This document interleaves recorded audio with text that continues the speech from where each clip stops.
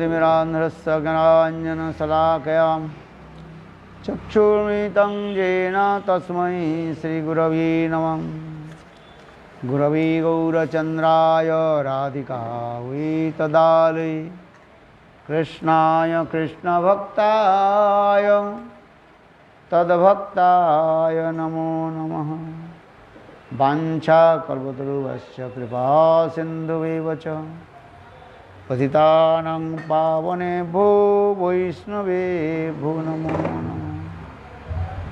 श्रीकृष्ण चैतन्य प्रभु नित्यानंद श्री अद्वैत गदाधर श्रीवासदि श्री गौरभक्तवृंद। हरे कृष्ण कृष्ण कृष्ण हरे हरे, हरे राम राम राम हरे हरे।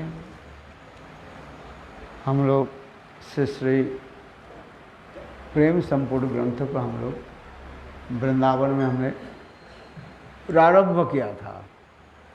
करीब करीब कुछ श्लोकों को हम लोग ने अनुशीलन किया, फिर बीच में बहुत कुछ तिथि आने के नाते उस प्रेम संपुट को हमने स्थगित करके, जैसे जन्माष्टमी, राधाष्टमी, फिर अनेकों जो है उत्सव आदि होने लगे जिसमें हम लोग सब व्यस्त रहे, उसके बारे में भी कथा परिचर्चा आदि करने लगे। फिर पुनः वही प्रेम संपुट की कथा हम आप लोग के निकट प्रस्तुत करता हूँ।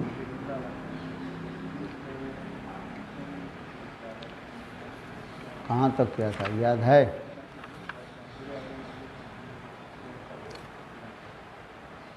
जिसमें संग कृष्ण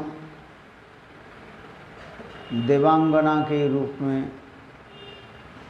राधा जी के साथ मिले और राधा जी की अपनी सखी मान करके और उनके निकट जो वार्तालाप आदि की हमारे विश्वनाथ चक्रवर्ती पाद यही प्रेम संपूर्ण ग्रंथ में वर्णन करते जा रहे हैं। ये प्रेम क्या चीज़ है, प्रेम की तात्पर्य क्या है, प्रेम किस प्रकार नायक नायिका के हृदय रूपी गुफा में विराजमान होते हैं, इसी की कथा हमारे श्री विश्वनाथ चक्रवर्ती पाद सुंदर रूप में वर्णन करते जा रहे हैं। क्योंकि सर्वशक्ति स्वरूपिणी श्रीमती राधा की तो प्रेमी की मूर्तमान कहा गया है। This is the direct manifestation of Krishna प्रेम।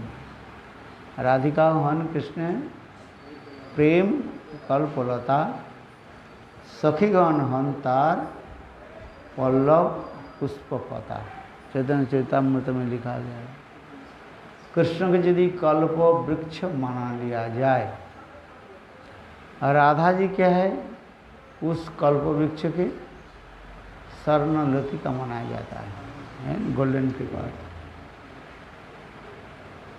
और वही स्वर्णलती का गोल्डन फ्लावर की पत्र पुष्प आदि कौन है ललिता विशाखा आदि। और फिर आगे जाके बताते हैं ये मंजरी आदि जो है इनके सब है, अर्थात कृष्ण रूपी कल्प वृक्ष के जो लता स्वरूपिणी श्रीमती राधिका है, अरे समझ सुखियाँ कोई पत्र है या तो कोई पुष्प भी है, और मंजरियाँ आदि जो है यह भी क्या बोलते हैं, वो पुष्प आने के जो पहले जो होता है क्या कहते हैं, कली के रूप में है। क्योंकि अपराजित दिव्य चित जगत में राधा कृष्ण के जो रह विलास केली आदि लीला जो हैं, जो लोग दास्य सख वात्सल्य की रस की साधक है वो प्रवेश नहीं कर सकते हैं। केवल माधुर्य यानी श्रृंगार रस वाले सखियों की प्रवेश अधिकार है। इसलिए चैतन्य चैतामृत ग्रंथ में लिख रहे हैं, दास्य वात्सल्य आदि नहीं ये सब प्रचार। सवेक सखी गणे तथा अधिकार, सखी लीला करे तथा सखी लीला आस्वादक।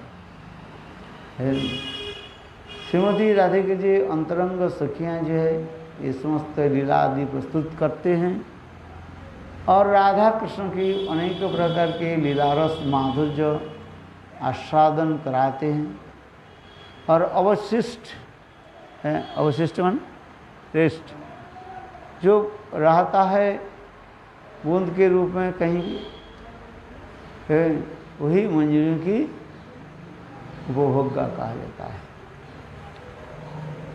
और ये कथा प्रसंग में हम लोग जिस कथा श्रवण कर रहे थे, दो शब्द की तरह आपको रिमाइंड कर देता हूँ। ये देवांगना के रूप में जो कृष्ण आए हैं, कृष्ण राधा जी के निकट अनेक प्रेम के बारे में प्रश्न पूछा है।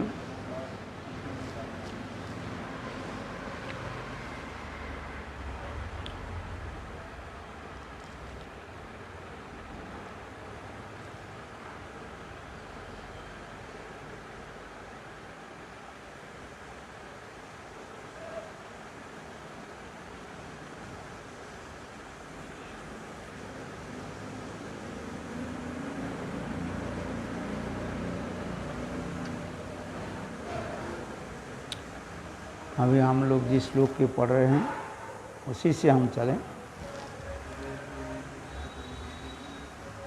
ये है कौन सा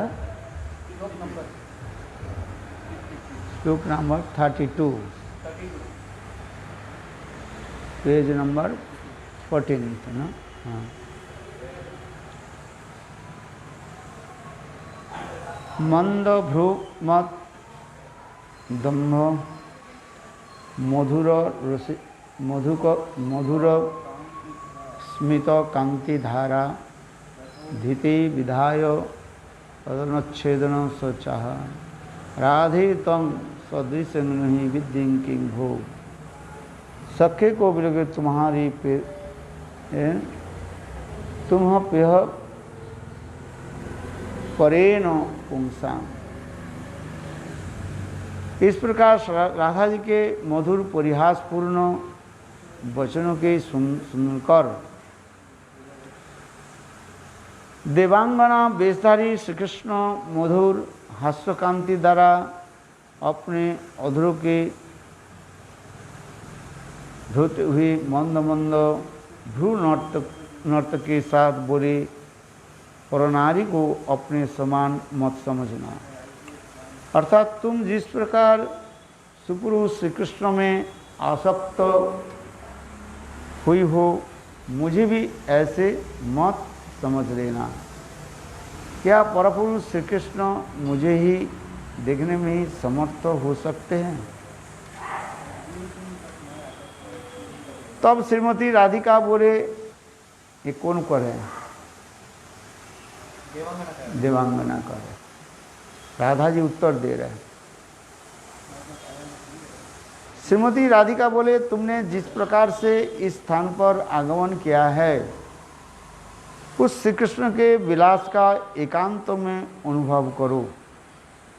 तुम्हारा परपुरुष से प्रयोजन क्या है? जैसा भी हो, अब तुम बोलो, तुम्हें मुझसे क्या पूछना है? अब तक जो मैंने तुमसे परिहास आदि किया, व्यंग आदि किया, वो केवल इसलिए कि तुमने मुझे अपने सखी मानकर अंगीकार किया है। श्रीमती राधिका जो करें, आपके साथ में जो मैंने परिहास आदि किया, इसलिए अपने सखी मानकर। देवांगना वेशधारी श्री कृष्ण बोले, सखी तुम परिहास करो और परिहास में तुम्हें कौन पराजित कर सकता है। अरे राधे, तुम मेरी सखी हो, यह अति सामान्य बात है। अपितु तुम तो मेरे प्राण से भी समान प्रियतमा हो। यह सत्य है कि तुम मानुषी हो, किंतु देव बंधुएं भी तुम्हारी पवित्र कादि गुण कथा को नतमस्तक होकर प्रणाम करती है। तात्पर्य है कि यद्यपि श्रीमती राधिका लीलारस आस्वादन की लालसा से मानवी के रूप में प्रकट होकर विहार कर रही हैं, तथापि वस्तुतः वे साधारण प्राकृत मानवी नहीं है। वे अत्यंत श्री भगवत अवतार की मूल अवतार ही स्वयं भगवान श्री कृष्ण की पूर्ण शक्ति स्वरूपिणी है। अतएव उन श्रीमती राधिका की गुण कथा को यदि देवांगना आदि भी प्रमाण करती है तो इसमें आश्चर्य क्या है।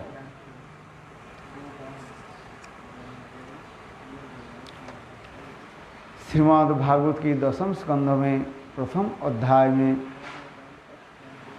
श्लोक की 17 से 23 तक श्री सुखदेव गोस्वामी भी इस भावों के अनुसार श्री कृष्ण के आविर्भाव प्रसंग का वर्णन करते हुए कहा था। राजाओं के वेश धारण करने वाले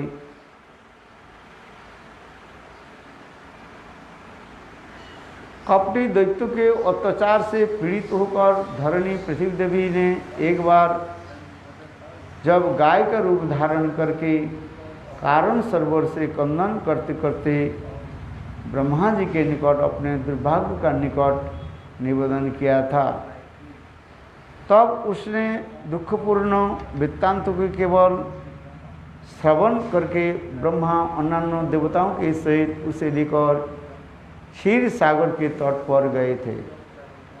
वहीं पर क्षीरोदकशाही पुरुष ने समाधिस्थ ब्रह्मा जी से कहा कि तत्प्रिय पदार्थ भगवत वस्तु सुरस्त्रिय अर्थात देव स्त्रियों के श्री कृष्ण और उनकी प्रिय के प्रति संपादन करने के लिए ब्रज में जन्म ग्रहण करे। जब देवता लोग और गाय माता गौ माता पृथ्वी को धारण करके ब्रह्मा जी के निकट क्षीर समुद्र निकट उपस्थित हुए और उनके देख करके संग भगवान समझ गए इनके आने के कारण क्या है।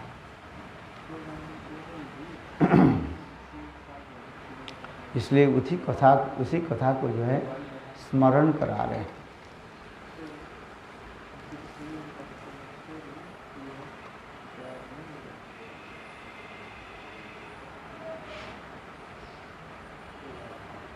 अतएव दासी युग देव वधुओं का प्रणाम अयौक्तिक व युक्तियुक्त नहीं है। देवांगना वेशधारी श्री कृष्ण और भी बोले, सखी मैं यह समस्त अतिरंजित अलंकारयुक्त वचन तुम्हारी स्तुति करते हुए है नहीं कह रहा है, अर्थात तुम्हारे प्रति उदासीन वशतः परिहास करते हुए भी नहीं कह रही है। अतः तुम लज्जित मत हो, मैं कभी भी मिथ्या वचन नहीं बोलूँगी। समुद्र कन्या लक्ष्मी देवी तथा पार्वती तथा भी सौंदर्य और सौभाग्य के गुण से तुम्हारे सम्मान है। उत्तर में श्री राधा रामानंद से भी कहा, यद्यपि सौभाग्य गुण वांछ्य सप्तभमा, यानी जहाँ सौभाग्य गुण बांछे सत्य भामा, जार ठाकी ठाई कला विलास सीखे ब्रज रामा। जार सौभाग्यवती गुण बांछे लक्ष्मी सरस्वती देवांगनादि गुण।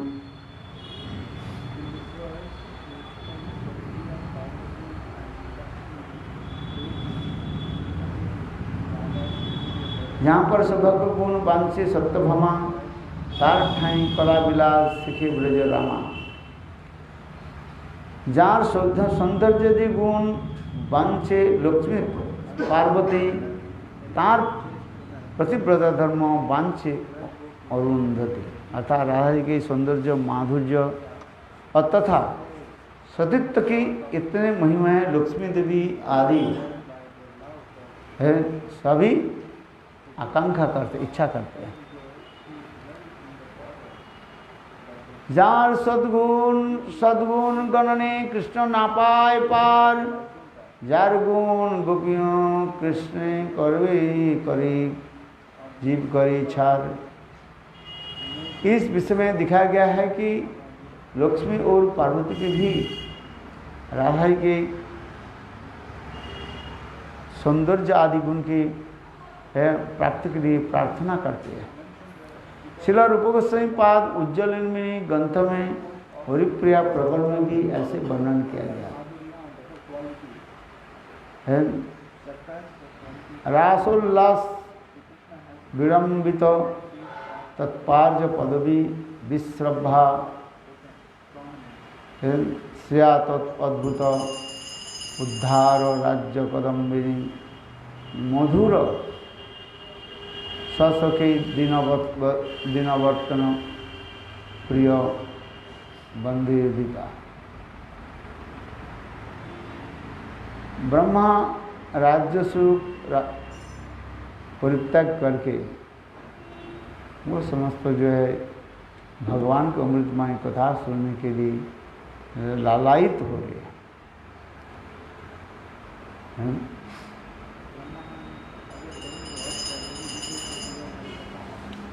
यद्यपि ब्रजसुंदरियाँ रास उल्लास के वशीभूत होकर आर्य पथ का उल्लंघन करती हैं, तथापि अरुंधति आदि रमणीय भी परम श्रद्धा के साथ उन ब्रजदेवियों की समस्त आचरण की वंदना करती है। ब्रजरमणीय वनवासिनी होकर उन्होंने भी अपने संपूर्ण माधुर्य के द्वारा उज्जवल कंठ की अर्थ अधिश्वर से लक्ष्मी की शोभा निरंतर तिरस्कृत करती है।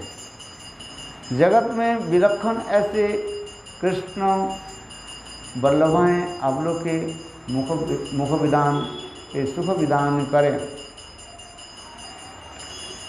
प्रस्तुत श्लोक में यह उल्लिखित हुआ है कि राधा जी के माधुर्य के सम्मुख से नंदन का सौंदर्य है, नंदन का सर्वश्रेष्ठ प्रियतमा है। श्री कृष्ण के अनंत शक्तियों में चित्त शक्ति, माया शक्ति और जीव शक्ति प्रधान है। ये चित्त शक्ति के कहा जाता है, अंतरंगा शक्ति कहा जाता है। माया शक्ति बहिरंगा और जीव शक्ति तटस्थ है। इन तीनों शक्ति में अंतरंगा सर्वशक्ति प्रधान है। सच्चिदानंदमय श्री कृष्ण के स्वरूप शक्ति तीन विभाग में परिचित है। सच्चिदानंदमय कृष्ण की अपरूप शक्ति, जिनके मार्ग में शुद्ध भक्त है, आनंद और आनंद अंश से राधिनी परम राधिनी सार और अंश में संबंध शक्ति तीन प्रकार के हैं। आनंद अंश में राधिनी और सर्वशक्ति कहा जाता है। इन तीन मार्ग में विचारक है। बलदेव आनंद अंश से रादिनी सार अंश के संबंधिनी और चित अंश से परिषद अर्थात अंतर्गत ज्ञान है। रादिनी इस अंश के संबंध में और चित्त शक्ति के विग्रह श्री भक्त है। आनंद अंश में रादिनी के साथ आनंद, संसार में रादिनी के साथ स्वरूप शक्ति कहा गया। आनंद से रादिनी, सत अंश में संधिनी और चित अंश में संबित अर्थात ज्ञान, अपराकृत ज्ञान। श्री कृष्ण और उसमें भक्त के आनंद प्रदान करने वाली तीन शक्ति के 7 अंश के प्रणाम करते हैं। मेनका परम महाभाव है। मेनका महाभाव स्वरूपिणी कृष्ण प्रेम है। प्रेम का परस्पर महाभाव है। श्रीमती राधिका महाभाव स्वरूपिणी है। जिस प्रकार मूल आकाशवाणी कृष्ण की कृपा से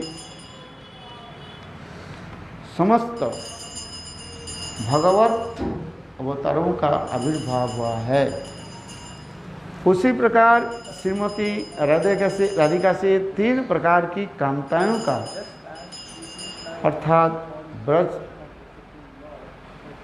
गोपियों की महात्मा का और उनकी श्रीमद् भागवत धाम की लक्ष्मी भार्यों का विस्तार हो रहा है। श्रीमती राधिका इस प्रकार 3 लोग भी मूल अंशिनी है। श्रील भक्ति विनोद ठाकुर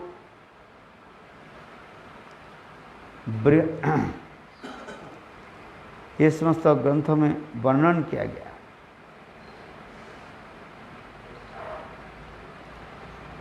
देवी कृष्णमयी प्रक्ता राधिका परदेवता सर्वलक्ष्मी मोही सर्वकांति सन्मोहिती सन्मोहिनी परा। संग राधा जी देवी भी कहा गया और कृष्णमयी, कृष्णजार अंतर बाहर में विराजमान है, इसलिए कृष्णमयी कहा जाता है। राधिका परदेवता, पर माने श्रेष्ठ,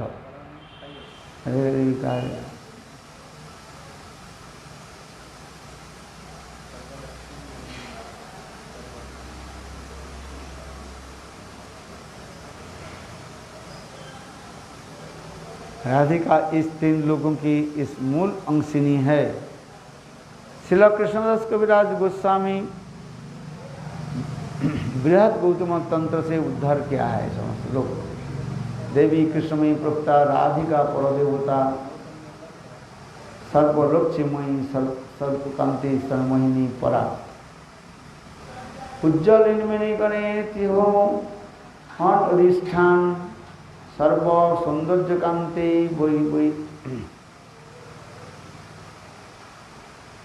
बैरसे जहाँ ते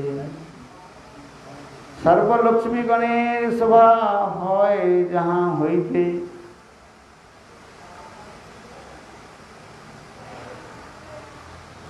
समस्त प्राणियों के द्वारा यह प्रतिपादित हुआ है कि लक्ष्मी देवी अथवा पार्वती देवी सौभाग्य आदि गुणों से श्री राधा के समान नहीं है।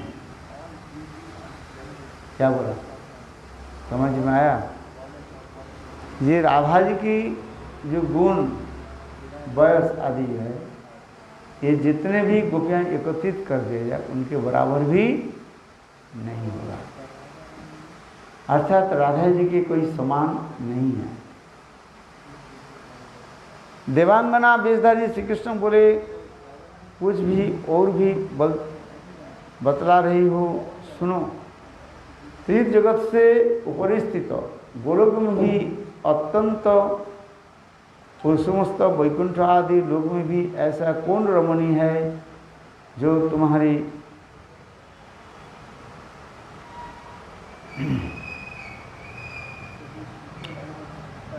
साधारण प्रेम की भूमिका समान कर सके, अथवा मन भी तुम्हारे बाबरी होने के कारण सोच रहे हो। तुम्हारी ये सब गुण कथाएं मैंने कैलाश पर्वत से सुनकर पार्वती देवी के समान में सुना है। अतः यह मेरी अपनी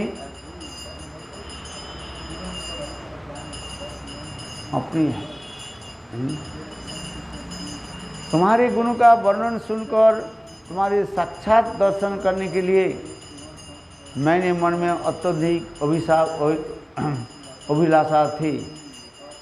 इसलिए तुम्हारे दर्शन पार कर सचमुच मेरे यह विश्वास पूर्ण हो गया कि तुम जैसे होने वाले हैं, ऐसे अत्यंत कारण से जो आत्यंतिक संताप प्रज्वलित हुआ है,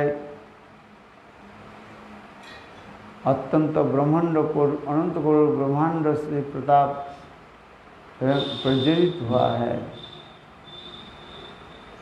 आपकी आत्मा से ही जो अत्यधिक संताप प्रज्वलित हुआ है, वह समस्त कठोर होने के कारण इस समय भी उसके टुकड़े टुकड़े कर दिया जा रहा है। इस प्रकार देवांगना वेशधारी श्री कृष्ण को असहनीय वेदन भारी बातों का सुनकर प्रेमवती श्री राधिका बोली, हे सखी, तुम्हारी कलाओं का कृष्ण का पुनः पुनः इस प्रकार प्रश्न करने लगे तो देवांगना वेशधारी श्री कृष्ण का अखंड अरुद्ध हो जाए, अरुद्ध हो जाए, बोल नहीं पाए।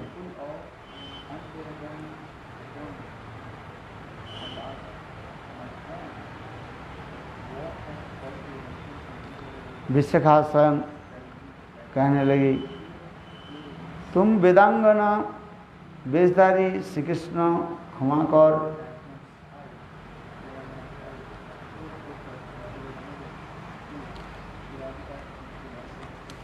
इसके पश्चात श्रीमती राधिका धैर्य धारण कर श्रीमती राधिका कहने लगी। आज यहाँ तो राधा जी क्या बोले बात में पड़ेगी।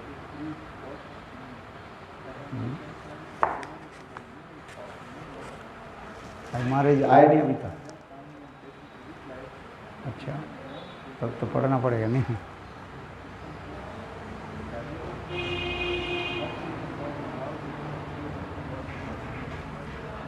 तैयार तो करो, अब फूल की माला हो गया नहीं। अच्छा, वो तो तैयार करो, बत्ती जो है।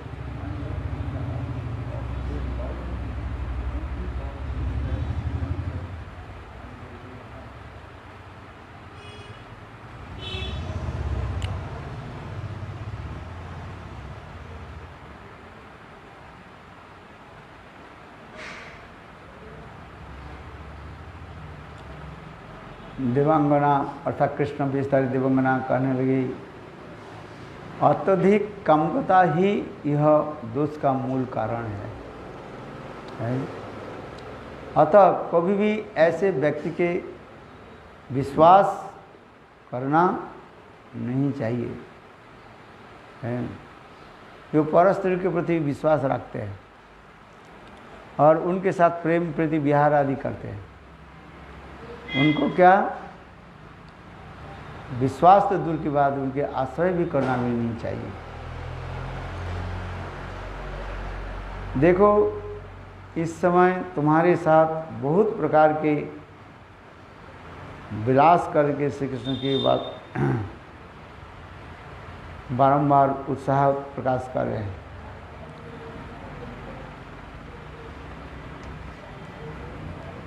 देखो तुम्हारे प्रति कृत्रिम प्रेम का प्रकाश किया था, बाद में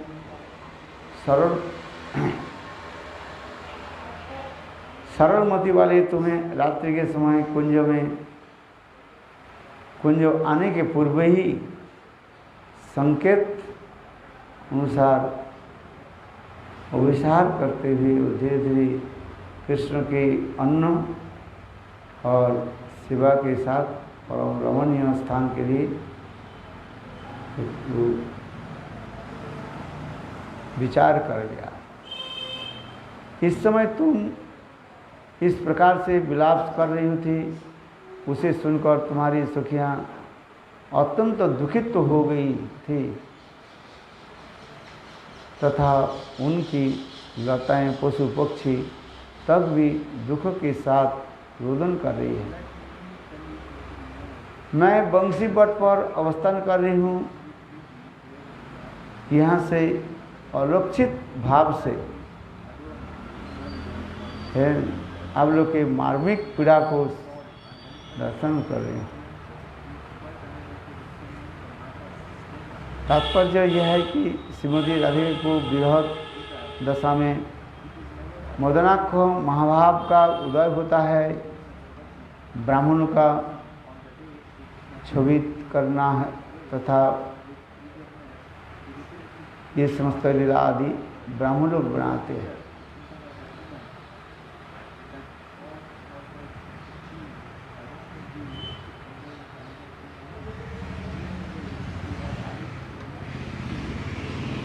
उज्ज्वलिंगमणि ग्रंथ में स्थायी भाव प्रकरण में ये समस्त उल्लेख किया गया, इसलिए यहाँ वृक्ष लता तथा पशु पक्षी भी रोदन किया था उस कथित हुआ है।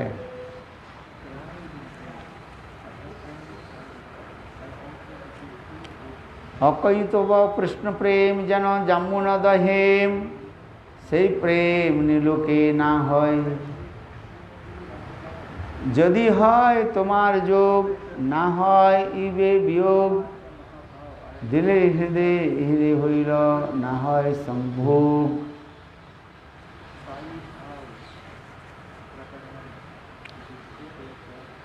अतएव अर्जुन निष्कपट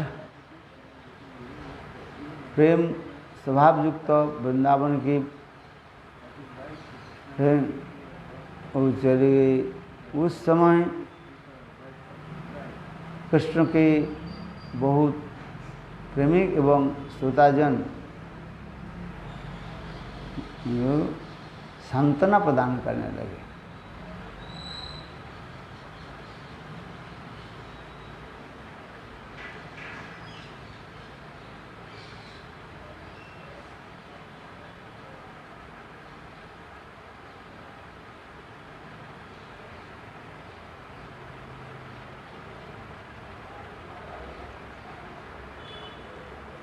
अकई तब कृष्ण प्रेम जन जम्मु न दहे,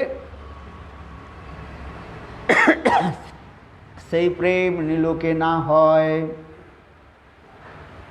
यदि है तार जोग, ना है तबे वियोग, वियोग होइले क्यों ना जिय। वास्तव जो प्रेम जो अपराकृत दिव्य धाम में जो प्रेम जो है उसे अकैतव प्रेम कहा गया। अकैतव माने कैतव रहित अकैतव है। अकैतव कृष्ण प्रेम जनो जामु न दहे। कई बार हम लोग इसकी आलोचना किया।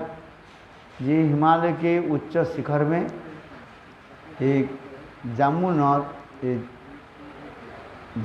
हिम हर समय वो प्रस्फुटित होता है और वो फल जब पक जाता है, जामुन फल जब पक जाता है और बालू में लगने के पहले ही वो प्रेम व फल देवता लोग चले जाते, लेकर चले जाते हैं। क्योंकि इस जगत में प्रेम के बारे में लोग जानते ही नहीं हैं और ना कोई सुनना चाहते हैं, इसलिए इस जगत में प्रेम नहीं है। शुद्ध जो प्रेम गोलोक वृंदावन में साक्षात रूप में विराजमान है। जब गोलोक वृंदावन में जाओगे तब वो प्रेम के बारे में आपको शिक्षा दिया जाएगा, और तब आपको प्रगाढ़ अनुभूति होगा।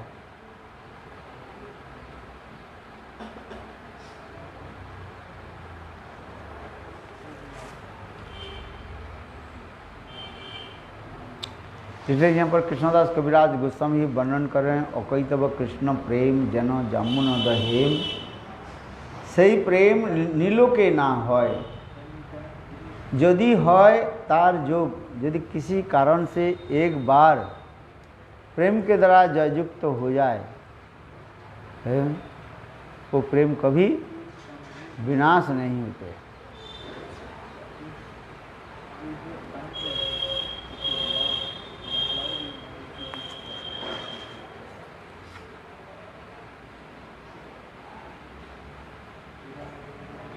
इसके तात्पर्य क्या है? क्यों ये प्रेम संसार में क्यों नहीं होता है? इस संसार में समस्त जीव प्रकृति कहा गया। प्रकृति के अर्थ होता है स्त्री भी कहा जाता है, और एकमात्र भोक्ता कौन है? कृष्ण है, अकेला पुरुष कृष्ण, और सब भृत्य है। एकमात्र संग भगवान कृष्ण ही भक्त कहा जाता है। और समस्त जीव समूह एक चिट्टियाँ से लेकर के ब्रह्मा तक सब भगवान की क्या है? सेवक सेविका है। इसलिए इस जगत में प्रेम तो है ही नहीं, जिसको हम प्रेम प्रेम कहते हैं। वास्तव प्रेम गोलोक वृंदावन में शुद्ध रूप में विराजमान है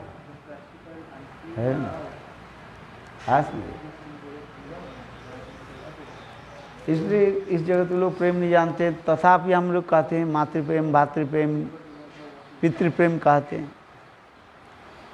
इस जगत में वो प्रेम भी है, सामान्य रूप में क्षणिक काल के लिए है, फिर जैसे कि तैसे रहा जाता है।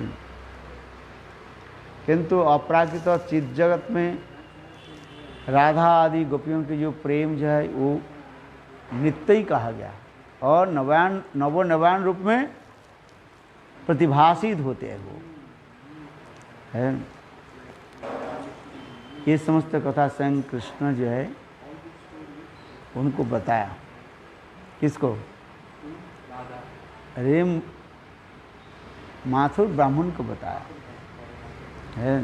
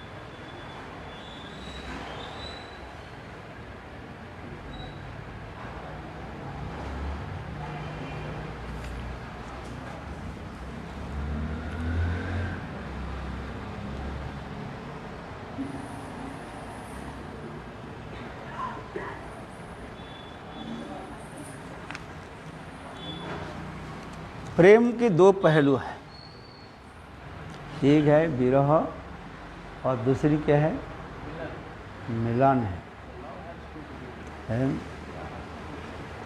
विरह में अर्थात विच्छेद में, विरह माने विच्छेद, तो प्रेमिक प्रेमिका एक दूसरे के प्राण धारण कैसे करते हैं? क्योंकि प्रेम ऐसे का यदि है जो कबू ना है वियोग, और वियोग होइले तबु से नहीं जियो। एक बार यदि विच्छेद हो जाए वो प्राण धारण नहीं कर सकते। इस प्रसंग में श्री तुलसीदास जी रामचरित मानस में भी बहुत सुंदर रूप में वर्णन किया। जो लोग रामायण के प्रेमिक है, रामायण पढ़ते हैं, आप लोग जानते हैं रावण सीता को हरण करके लेकर के जब लंका में गए, फिर भगवान रामचंद्र वानर सेनाओं के द्वारा सीता जी के पता लगाने के लिए प्रयास कर रहे हैं। ये सीता जी भी, ये भी कहाँ है ये? अभी तो पता नहीं लगा सीता के लेकर के कहाँ रखा, कहाँ गए वो। तो इस प्रसंग में सुखदेव श्रील तुलसीदास जी ने सुंदर एक चित्र अंकन भी किया। हनुमान जी राम नाम के नाम पर कूद करके तो चले गए, कहाँ? लंका में। फिर जब हनुमान जी जब वापिस आए, उस समय भगवान रामचंद्र अंदर में बैठे हुए थे सुग्रीव आदि के साथ, और हनुमान जी जब पधारे सीता जी के खोज लेकर के, तब सब तब सब बंदर लोग आनंद उत्फुल्ल होकर के जय हनुमान करने लगे। यहाँ पर कोई रसिक रामायण के जो प्रवक्ता जो है कहते हैं, ये सभी लोग तो जय श्री राम करके कहते हैं, जय सीताराम कहते हैं, और गुरु तो है और सीता है राम। किंतु आज सारे वानर सेना किसको जय जयकार कर दे रहे हैं? हनुमान जी के, जय बजरंग बली की जय, हनुमान के जय जयकार कर रहे हैं। अंदर में भगवान रामचंद्र विराजमान थे, भगवान रामचंद्र के कान में वही शब्द पड़ा। तो उस कथा को सुनकर के स्वयं भगवान रामचंद्र अपने परम मित्र सुग्रीव के कहने लगे, सुग्रीव ये बात बताओ, सारे वानर सेना जो हमारे जो है जय राम करके तो वो लोग चित्कार आदि करते हैं, किंतु आज मेरे नाम नहीं लेकर के क्या नाम ले रहे हैं? जय हनुमान जय। तब इस कथा को सुन करके सुग्रीव जी बोले, ये प्रभु चिंता मत करो, हनुमान जी जो है जरूर माँ जानकी की जो है समाचार लेकर के आए हैं। तो इसके कुछ समय के बाद भगवान रामचंद्र हनुमान जी को जो है अपने कक्ष में बुलाया, और हनुमान जी दैन्य विनय करके बहुत प्रणाम आदि करके भगवान रामचंद्र के चरण कमल के कुछ निकट में बैठे। उस समय भगवान रामचंद्र सीता जी के विरह में बहुत विहल थे, दुखित थे। लोकवत्तु लीला कई बोला है। तो उस समय भगवान रामचंद्र रोते रोते हनुमान जी के बोला, क्या हनुमान तुम माँ जानकी के क्या समाचार लेकर के आए हो? अरे हाँ जी। इस कथा को सुन करके भगवान रामचंद्र रो पड़े, और भी उसके रोना शुरू हो गया है।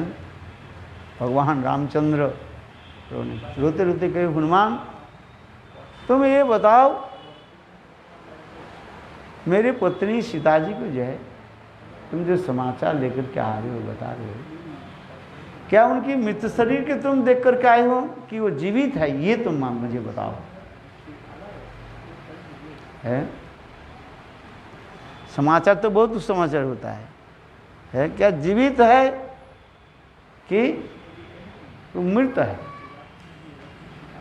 किंतु देखो कारण इसलिए मैंने पूछ रहा हूँ। हनुमान जी कह रहे हैं, प्रभु आप ऐसे बात क्यों पूछ रहे हैं। भगवान रामचंद्र कहने लगे, देखो मैं जब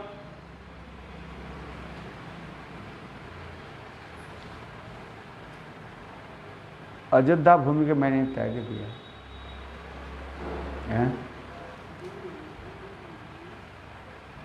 तब मेरे पिताजी मेरे विरह में हराम हराम करके शरीर छोड़ दिया है। वियोग की बात बता रहे, मेरे याद है, मुझे सारे समाचार भी मिला। मेरे पिताजी मेरे विरह में प्राण छोड़ दिया, क्योंकि विरह ऐसी है, प्रिय प्रियजन की विच्छेद वो सहन करने का, जिसमें ही करना, यदि है जोग कबू है, यदि है जोग कबू ना है वियोग, और वियोग होइले ना दिया। तो सीता जी मेरे विरह वियोग में कैसे प्राण धारण करके रखे, उसके प्राण पोखरे मानो कैसे हृदय में रहा। तुम क्या सचमुच मेरी पत्नी सीता देवी को जो है जीवित अवस्था में देख कर क्या है। हनुमान तो महापंडित है, ज्ञानी भी है। हनुमान जी प्रभु के रामचंद्र के चरण स्पर्श करके रोते ही कहने लगे, प्रभु है, मैं आपकी शपथ खा करके मैं कह रहा हूँ, मैं साक्षात रूप में माँ जानकी से वार्तालाप की, यहाँ तक भी उनको अपने कान पर बैठा लाने के लिए भी मैंने उनको भी सलाह दी है। किंतु माँ जानकी देवी ने कहा, नहीं, मेरे पति रामचंद्र साक्षात रूप में यहाँ पर आकर के ये दुष्ट रावण के वध करें है, और मुझे साथ में लेकर के जाए, मैं उनके साथ में जाऊँ है। आस में नहीं। और दूसरी बात है, मर्यादा को तो उल्लंघन नहीं कर सकते है। आज समझ में नहीं। रामचंद्र के भगवान कृष्ण की लीला, रामचंद्र में लीला में तो मर्यादा सब समय रहता है ना। मर्यादा छोड़ करके है, कोई रामचंद्र के जितने भी पात्र पात्री है मर्यादा के उल्लंघन नहीं करते हैं। पात्र पात्री समझते माने ये लीला। तो सीता देवी रामचंद्र के कान पर थोड़ी बैठ करके आ जाएगी है, संभव है क्या है। एक स्त्री पुरुष के कान पर बैठ करके कैसे आ जाए, ये भी मर्यादा की उल्लंघन होता है। और दूसरी बात सीता देवी ने कहा, ये दुष्ट की जो है दंड देना ही कर्तव्य है। मेरे पति कोई साधारण है, ये होती अवश्य रावण वंश के ध्वंस करेंगे है, इसके कुल के सारे विनाश कर देंगे है। मानी मन तो वही चिंतन करने लगे, ये भगवान इस संसार में जो आते हैं, जदा जही धर्म से ग्लानि भवति भारत है, परित्राण साधना विनाशाय च दुष्कृताम, दुष्कृत के जो है दंड देना ये तो उनकी ही कर्तव्य है। तो उसी प्रकार हनुमान जी भगवान रामचंद्र की चरण कमल की स्पर्श करके शपथ करके प्रभु मैं साक्षात रूप में माँ जाने से बात करके आया और सारे इतिहास को सुनाया है, कैसे लंका दहन हुई, सारी सब कथा को श्रवण है, जो रामायण में जो वर्णन है, कैसे वो फल की बागीचा को कैसे उजाड़ दिया और फिर वहीं पर जो है दरपाल आदि को कैसे उन्होंने सबको मारा है, ये सारी कथा को श्रवण कराया। किंतु तथापि रामचंद्र की मन में ये भावना रहा, ये मेरे विरह में मेरे पत्नी प्राण की कैसे शरीर में रखा, ये मेरे समझ में नहीं आ गया है। भगवान रामचंद्र लोक शिक्षा देने के लिए ये कह रहे, हनुमान तुम ये बताओ मेरे पत्नी मेरे पत्नी सीता कैसे प्राण को धारण करके वहां पर आ रही, ये तुम बताओ। तो उस समय तुलसीदास जी रामचरित मानस में सुंदर एक प्यार को वर्णन कर रहे हैं। क्या प्यार कौन है जानते हो? बहुत बार मैं ही बता। नाम पहारू दिवस निशी, क्या बोला? नाम पहारू दिवस निशी, ध्यान तुम्हारा कपाट, निज पद लोचन जंत्रित प्राण कहीं जाऊं बाट। तुलसीदास जी लिख रहे हैं, बहुत सुंदर है।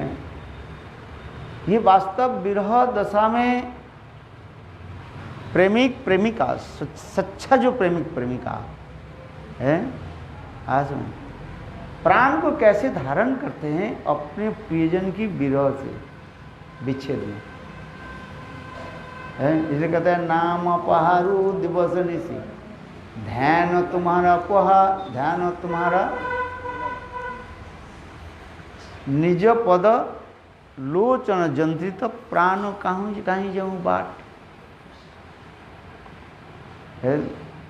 कहते हे प्रभु, आपके विरह में तो माँ सीता देवी प्राण छोड़ने के तैयार है, किंतु उसके प्राण कहाँ से निकलेंगे, कहाँ? जिसे कहते हैं नाम पहारू। और सीता देवी सब समय क्या करते हैं? आपके जो 2 अक्षर जो नाम, जो राम नाम जप करेंगे। ये राम नाम क्या हो गया? नाम पहारू। पहारू माने पहरादार, अर्थात सीता देवी के प्राण वायु को क्या कर रहे हैं? रक्षा कर रहे हैं। जैसे पहरेदार होता है ना, पहरादार जैसे रहते हैं, कोई व्यक्ति के घुसने नहीं देते हैं। नाम पहारू दिवस निशी, दिन रात आपके नाम जप करते, आपके नाम छोड़ करके और कोई नाम छोड़ करके कुछ नहीं करे। नाम पहारू दिवस निशी, ध्यान तुम्हारा है कवच। और आपकी ध्यान छोड़कर किसी की ध्यान ही नहीं होता है। वो क्या है? फटक लगा हुआ है, माने कपाट। कपाट माने फटक। जैसे ट्रेन आने के साथ ही साथ है, जैसे रोड में वो फटक लगा दिया जाता है ना, है, कहीं लुक ना जाए, देखा है ना यहाँ पर जो है। इसलिए कहते हैं नाम पहारू दिवस निशी, ध्यान तुम्हारा कपाट। और निज पद लोचन जंत्रित। और क्या है? देखो सीता देवी की आंख और कहीं नहीं जाते। हे प्रभु, आपकी ध्यान करते हुए आपके चरण में सदा सर्वदा लगे हुए हैं। ये क्या है? मान एक तो कपाट लगा दिया, फटक लगा दी, आपके नाम रूपी 2 पहरेदार पाइप बाहर बैठा हुआ है, और इसके बाद फटक है, माने दरवाजा है, और वो फटक में क्या लगा दिया? ताला। नाम, इसलिए कहते हैं नाम पहारू दिवस निशी, ध्यान तुम्हारे पर निज पद लोचन जंत्रित। जंत्रित माने ताले के कहा जाता है। प्राण कहीं जाऊं बाट, प्राण जाने की रास्ता है ही नहीं। इसलिए सीता देवी अपने प्राण को जो अपने शरीर में रखे है।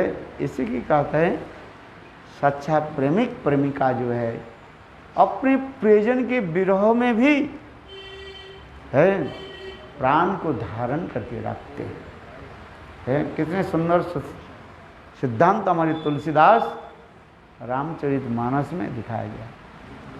अभी यही तो कथाओं जो है संग श्रीमती राधिका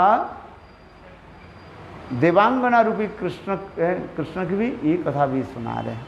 आगे की कथा हम वर्णन करेंगे, समय हो गया। आरती करो है, आरती के सामान कहाँ है? ला महाराज जी पधारे कि नहीं? आ गया? हाँ बुलाइए महाराज है। बहुत सुंदर ये समस्त कथाएं जो है ये वास्तव प्रेम के तात्पर्य क्या है उसकी समझना चाहिए है। गौर प्रेमानंदी। हाँ लव